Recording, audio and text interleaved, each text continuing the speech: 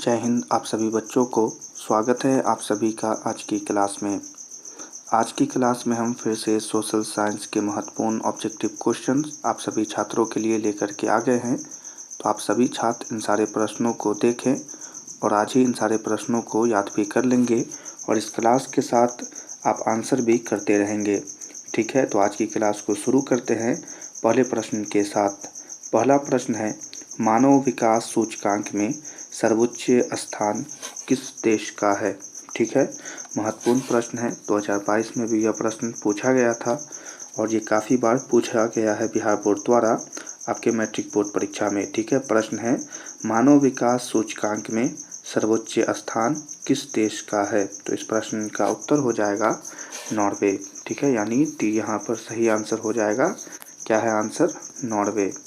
ठीक है, चलिए आंसर भी करते रहिएगा, याद करने में आपको आसानी होगी। अगले प्रश्न को देखेंगे, 12वीं पंचवर्षीय योजना का कार्यकाल है। ठीक है, 12वीं पंचवर्षीय योजना का कार्यकाल है। तो इस प्रश्न का आंसर हो जाएगा 2017 से 2022, यानी डी यहाँ पर सही आंसर हो जाएगा। ठीक है, 2017 से 2022। अगले प्रश्न को देखें, निम्न में से कौन विकास सूचकांक का सूचक नहीं है। क्या पूछ रहा है आपसे? सूचक नहीं है। ठीक है, फिर से प्रश्न देखें, निम्न में से कौन विकास सूचकांक का सूचक नहीं है। तो इस प्रश्न का आंसर हो जाएगा राष्ट्रीय आय, यानी ए यहाँ पर सही आंसर हो जाएगा राष्ट्रीय आय। ठीक है, चलिए अगले प्रश्न को देखें। प्रश्न है, राष्ट्रीय मानव विकास सूचकांक में किस राज्य का दर्जा या फिर रैंक सबसे ऊपर है। ठीक है, क्या है प्रश्न? राष्ट्रीय मानव विकास सूचकांक में किस राज्य का दर्जा सबसे ऊपर है। तो इस प्रश्न का आंसर क्या होगा?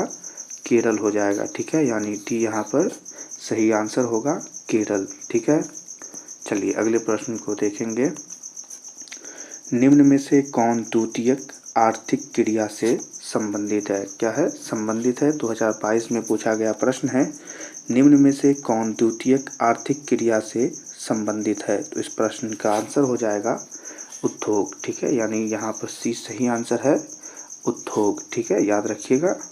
अगले प्रश्न के आंसर देंगे, समाज की सभी आर्थिक क्रियाओं का योग क्या कहलाता है। ठीक है, 2022 में भी यह प्रश्न पूछा गया था, समाज की सभी आर्थिक क्रियाओं का योग क्या कहलाता है।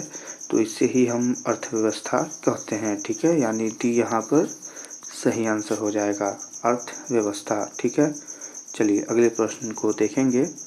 प्रश्न है, बिहार के विकास के बिना भारत का विकास संभव नहीं है, यह कथन किसका है। यानी यह कथन किसने कहा था या यह कथन किसका है। 2023 में पूछा गया प्रश्न था, यानी कि महत्वपूर्ण है।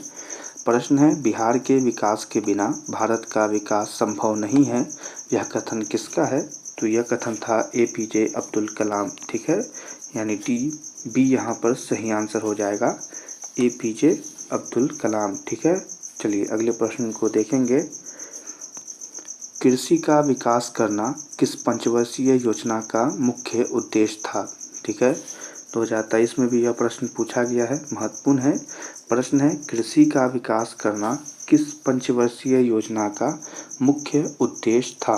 तो इस प्रश्न का आंसर हो जाएगा पहली। ठीक है, यानी ए पहली पंचवर्षीय योजना का मुख्य उद्देश्य था। ठीक है, चलिए अगले प्रश्न को देखेंगे, मानव विकास रिपोर्ट का प्रकाशन निम्न में से किसके द्वारा किया जाता है। ठीक है, प्रश्न है, मानव विकास रिपोर्ट का प्रकाशन निम्न में से किसके द्वारा किया जाता है। तो इस प्रश्न का आंसर हो जाएगा UNDP। ठीक है, यानी सी UNDP। ठीक है, याद रखिएगा।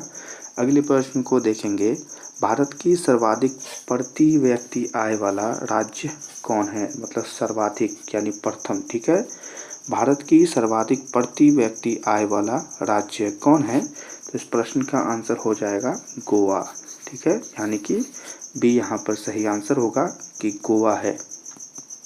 ठीक है, चलिए अगले प्रश्न को देखें, सन 2008 और 9 के अनुसार भारत की औसत प्रति व्यक्ति आय है। ठीक है, प्रश्न है सन 2008 और 9 के अनुसार भारत की औसत प्रति व्यक्ति आय है। तो इस प्रश्न का आंसर हो जाएगा 25,494 रुपया, यानी बी यहाँ पर सही आंसर होगा 25,494 रुपया।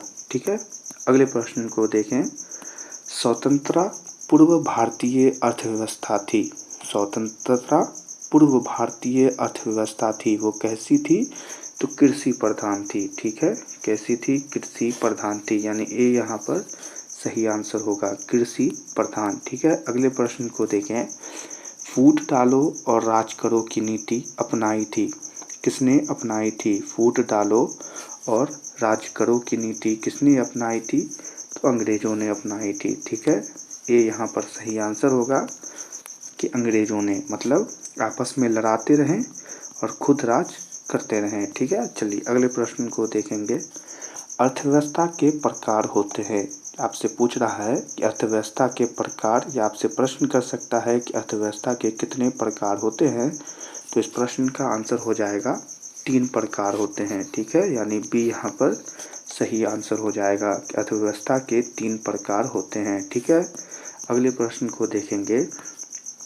अंग्रेजों ने भारतीय अर्थव्यवस्था का क्या किया? भारतीय अर्थव्यवस्था के साथ, यह प्रश्न का मेन उद्देश्य है कि अंग्रेजों ने भारतीय अर्थव्यवस्था का क्या किया। तो यहाँ पर 2 ऑप्शन सही होंगे। डी तो हमारा सही आंसर होगा, पर हम देखेंगे क्या क्या सही होता है। पहला दोहन किया और दूसरा शोषण किया। ठीक है, यानी सही आंसर हो जाएगा डी कि अंग्रेजों ने भारतीय अर्थव्यवस्था का पहला दोहन किया और दूसरा शोषण किया। ठीक है, चलिए अगले प्रश्न को देखेंगे। आज़ादी के बाद भारत में प्राथमिक क्षेत्र का योगदान कैसा रहा? आज़ादी के बाद भारत में प्राथमिक यानी कि कृषि क्षेत्र का योगदान कैसा रहा? तो इस प्रश्न का आंसर हो जाएगा कि घटता गया था। ठीक है, सी यहाँ पर सही आंसर होगा, घटता गया। ठीक है, चलिए अगले प्रश्न को देखेंगे, यानी कि कम होता गया। प्रश्न है, अगले प्रश्न को देखें। बिहार के किस जिले का प्रति व्यक्ति आय सर्वाधिक है? देखिए कितनी बार यह प्रश्न बिहार बोर्ड द्वारा पूछा गया है, यानी कि महत्वपूर्ण है। प्रश्न है, बिहार के किस जिले का प्रति व्यक्ति आय सर्वाधिक है? तो इस प्रश्न का आंसर होगा पटना। ठीक है, ये यहाँ पर सही आंसर हो जाएगा कि पटना का प्रति व्यक्ति आय सर्वाधिक है। अगले प्रश्न को देखेंगे। आर्थिक एवं मौद्रिक विकास एक दूसरे के कैसे है? आर्थिक एवं मौद्रिक विकास एक दूसरे के कैसे है? तो इस प्रश्न का आंसर हो जाएगा पूरक। ठीक है, ये यहाँ पर सही आंसर होगा कि एक दूसरे के पूरक है। ठीक है, अगले प्रश्न को देखेंगे। साहित्य की दृष्टि में विकास और वृद्धि में, तो यहाँ पर इस प्रश्न का आंसर हो जाएगा कोई अंतर नहीं है। भी यहाँ पर सही आंसर होगा। क्या है? साहित्य की दृष्टि में विकास और वृद्धि में कोई अंतर नहीं है। ठीक है, अगले प्रश्न को देखेंगे। सतत विकास है, तो इस प्रश्न का आंसर हो जाएगा ए, यानी अपने तथा आने वाली संतति का केवल। ठीक है, ये यहाँ पर सही आंसर हो जाएगा। सतत विकास है अपने तथा अपने आने वाली संतति का केवल। ठीक है, अगले प्रश्न को देखेंगे। आय एक पारिश्रमिक है जिसे कोई अपने कार्य के बदले पाता है। ठीक है, तो इस प्रश्न का आंसर होगा उपयुक्त तीनों। ठीक है, यानी डी यहाँ पर सही आंसर होगा। क्या क्या है आंसर? मानसिक, शारीरिक और बौद्धिक, इन तीनों क्रियाओं के बाद वह इसके बदले आय पाता है। ठीक है, ये तो बड़ा ही आसान प्रश्न था, आपको ही पता होगा। अगले प्रश्न को देखेंगे। श्रम का परिश्रमिक है मजदूरी। यह भी आसान प्रश्न है। ठीक है, अगले प्रश्न को देखेंगे। पूंजी का परिश्रमिक है ब्याज। ठीक है, यानी सी यहाँ पर सही आंसर हो जाएगा। ठीक है, अगले प्रश्न को देखेंगे। भूमि का परिश्रमिक है, तो भूमि का परिश्रमिक कौन है? तो लगान है। ठीक है, यानी ए यहाँ पर सही आंसर हो जाएगा। अंतिम प्रश्न है। गरीबी गरीबी को जन्म देती है, यह कथन किसकी है? गरीबी गरीबी को जन्म देती है, यह कथन किसकी है? तो यह कथन थी रैगनर नर्क्स का। रैगनर नर्क्स का, देख लें, रैगनर नर्क्स का, यानी सी यहाँ पर सही आंसर हो जाएगा। तो ये आपके सोशल साइंस के महत्वपूर्ण ऑब्जेक्टिव और वीवीआई ऑब्जेक्टिव क्वेश्चन थे।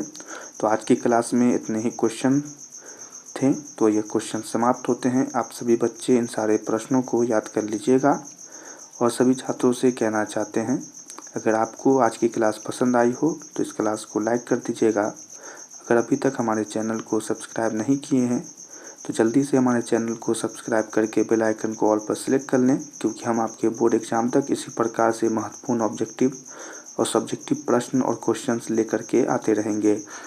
और इस क्लास को अपने दोस्तों में शेयर करिएगा। आज की क्लास कैसी लगी कमेंट में हमें ज़रूर बताइएगा।